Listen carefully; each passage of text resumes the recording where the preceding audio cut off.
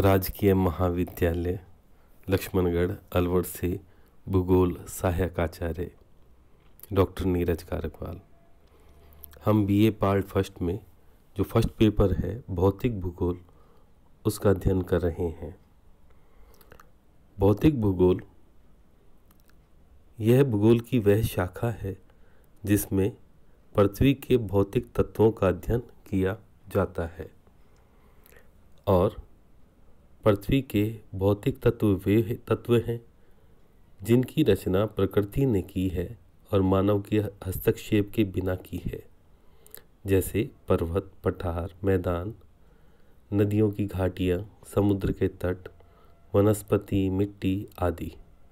ये इसके उदाहरण हैं। ये सभी तत्व मिलकर भौतिक पर्यावरण की रचना करते हैं। अब भौतिक भूगोल की परिभाषा, एक बहुत ही सरल परिभाषा ए.के. लोबैक के द्वारा दी गई कि भौतिक वातावरण का अध्ययन करना ही भौतिक भूगोल है। और टार्न तथा वान एंगेलन ने कहा कि भौतिक भूगोल में भौतिक तत्वों तथा मानव पर उनके प्रभाव का अध्ययन किया जाता है।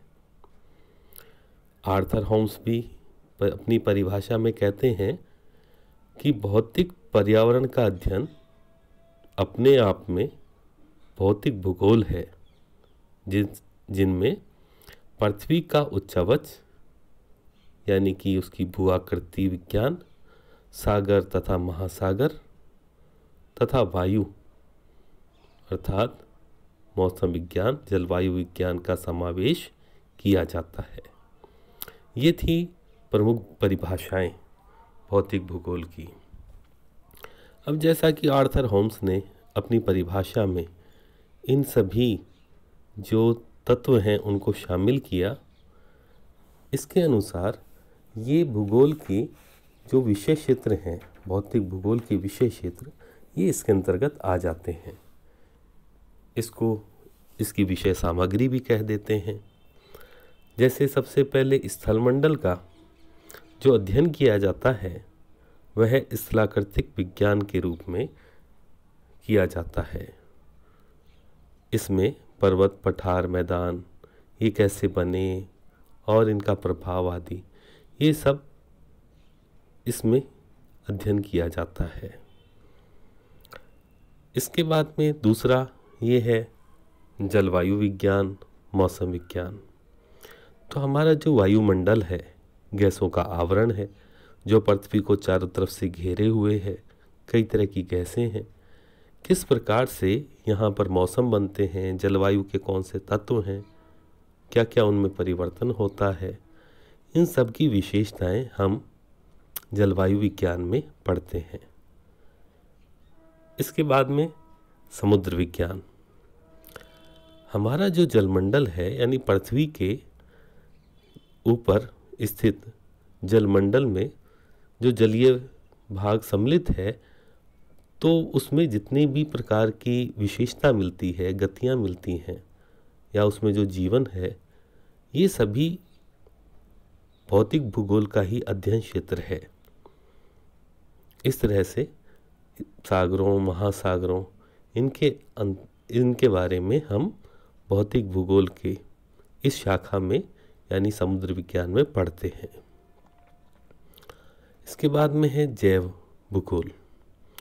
तो पृथ्वी का वह भाग जहाँ पर जीवन पाया जाता है वह जैव तत्व या जैव अंग कहलाता है।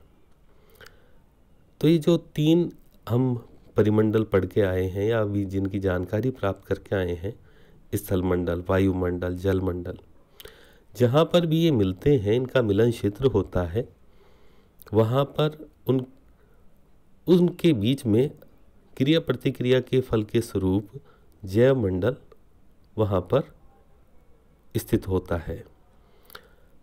तो इस जैव मंडल के अध्ययन को जैव भूगोल कहा जाता है।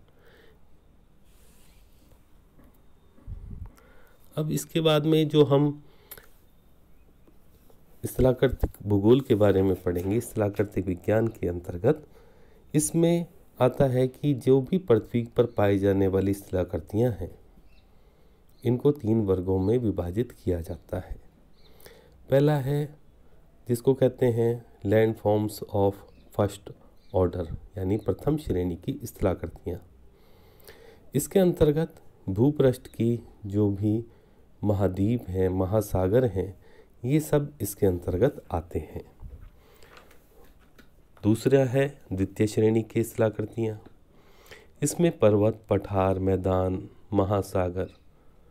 महासागरों के जो नितल हैं उनमें पाई जाने वाली जो भी कटक हैं, गर्त हैं, कैनियंस वगैरह हैं, वो सब इसमें सम्मिलित होती हैं। इनका निर्माण अंतर्जात और बहिर्जात प्रक्रियाओं के द्वारा होता है। तीसरा तृतीय श्रेणी की स्थलाकृतियाँ, थर्ड ऑर्डर की। ये छोटे भू आकार होते हैं। ये स्थलाकृतियाँ आमतौर के ऊपर अपरदन अपक्षय के द्वारा बनती हैं, जैसे नदियों की घाटियाँ, डेल्टा या लेगून्स वगैरह हैं, कंदराएँ हैं। इस प्रकार की स्थलाकृतियाँ ये तृतीय श्रेणी की स्थलाकृतियों के अंतर्गत आती हैं। अब है भूगोल का विकास। भूगोल का विकास यूँ तो प्राचीन काल से ही होता रहा है। प्राचीन समय में ग्रीक, रोम और मिस्र के विद्वानों ने अलग अलग क्षेत्रों में अपना योगदान दिया। भू आकृति विज्ञान में या स्थलाकृति के वर्णन में, जलवायु के अंदर, इस तरह से उन्होंने अपने क्षेत्र के बारे में बहुत सी बातों को समझाया। बाद के अंदर जो मध्यकालीन युग था उसमें अरब भूगोलवेत्ताओं ने अपना योगदान दिया, और आधुनिक युग के अंदर जेम्स हटन और उसके बाद में डेविस, पेंक, पॉवेल आदि अनेक विद्वान हुए जिन्होंने भूगोल को आधुनिक स्वरूप प्रदान किया। हम्बोल्ट, रिटर, रेडजेल, बहुत सारे नाम हम भूगोल के इतिहास में पढ़ते हैं। और इस कारण से फ्रांस, जर्मनी के अंदर काफ़ी विकास भूगोल का हुआ है। वर्तमान के समय में भूगोल में काफ़ी नवीन इस प्रकार के जो मेथोडोलॉजीज़ हैं या फिर ऐसे विधि तंत्र हैं, उनका समावेश हो चुका है, जिससे कि ये आज वैज्ञानिक विषय के रूप में पढ़ा जाने लग गया है। इस तरह से आज हमने भौतिक भूगोल के बारे में जो प्रारंभिक जानकारी है, परिचय है, उसके बारे में अध्ययन किया है। धन्यवाद।